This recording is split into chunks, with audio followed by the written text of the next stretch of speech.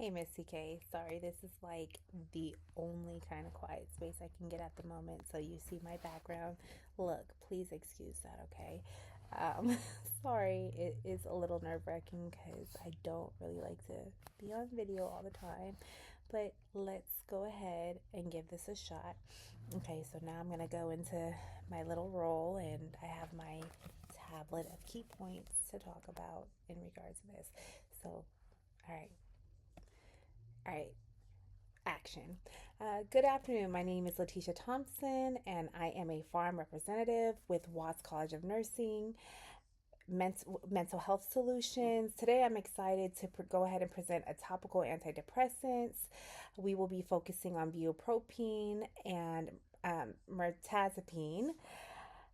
Just a little bit of cover the medications that we're going to be covering today is the bupropion and mirtazapine. It is commonly used for major depressive disorders, seasonal affective disorders.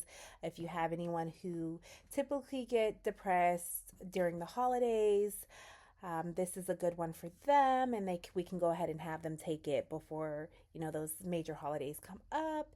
And it works on other mood disorders. This is for when traditional SSIRs are ineffective or even SNRIs. This isn't your typical antidepressant. It works through different chemical pathways, providing hope for our patients.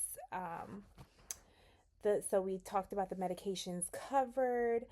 We talked about our general uses we would use this medication. It is also ordered as an anxiety disorder, as an off label, and a smoking cessation support. So if we have anybody who's looking to stop smoking and they aren't feeling effective with the patch, we would want to go ahead and recommend bupropion.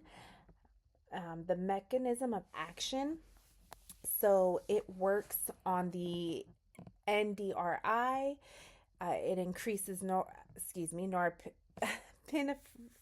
and dopamine levels to enhance one's mood, giving them energy without strong serotogenic activity.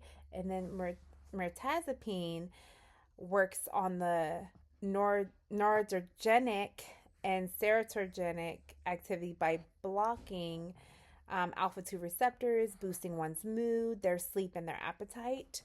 Uh, they are okay. So these type of drugs would be ideal for patients who do not respond well with SSRIs. Uh, Use of dosage, we don't want to give them any more than 300. It can be increased to 300 mgs a day, but we want to keep them under that 450 mgs a day. We offer it in 150 mgs once daily. We also have extended release capsules for the bupropion. The mirtazapine, we don't want to give any more than 30 to 45 mgs. It just really depends. We start off with 15 and we can go ahead and go up and up depending on someone's reaction to the drug. We recommend that this is given at night since it does have some sedative effects. Bupropion, common side effects, dry mouth, insomnia, headache, and risk for seizures if at high doses, and that's when we're taking over that 450 mgs. We recommend taking that one in the morning because of the insomnia effects, whereas the mirtazapine we recommend it at night because of the drowsiness effects. And there's also increased appetite and weight gain, dry mouth, and dizziness. So we definitely would want to use mirtazapine for a special patient population if we have anyone who is already having struggles with their nutrition and diet, because a side effect can increase appetite. We wouldn't want to give that to them. We would want to go ahead and monitor for worsening depression and suicidal thoughts within the first few weeks.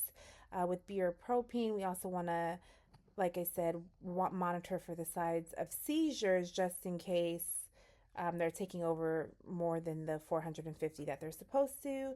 The mirtazapine, we want to go ahead and monitor one's weight, their lipid levels, Some key considerations, we would want to assess one's mental status, mood changes, suicidal thoughts that they have on a regular, excuse me, um, give beer propine in the morning because of the insomnia effects it can have, and then the mirtazapine at night for the sedating.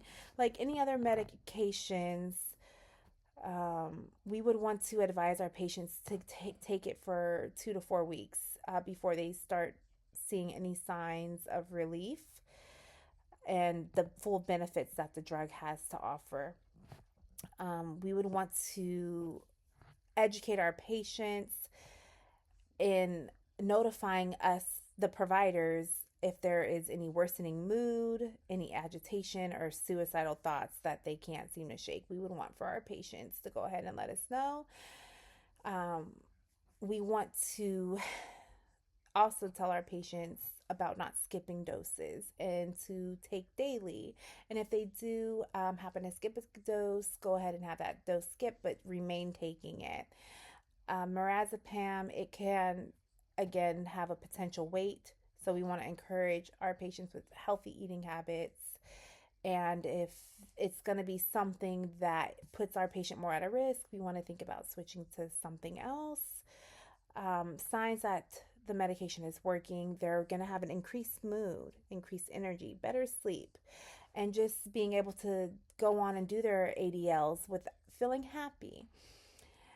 In closing, I just want to thank you guys for your time, for allowing the Watts College of Student Nurses to Watts College of Nursing to be able to talk to you guys about allowing people to feel more like them and having a better boost of energy, life, a better outcome of life because they feel better. So we want to thank you on hearing us out and just giving our patients hope and restoration that they are going to feel better in their recovery.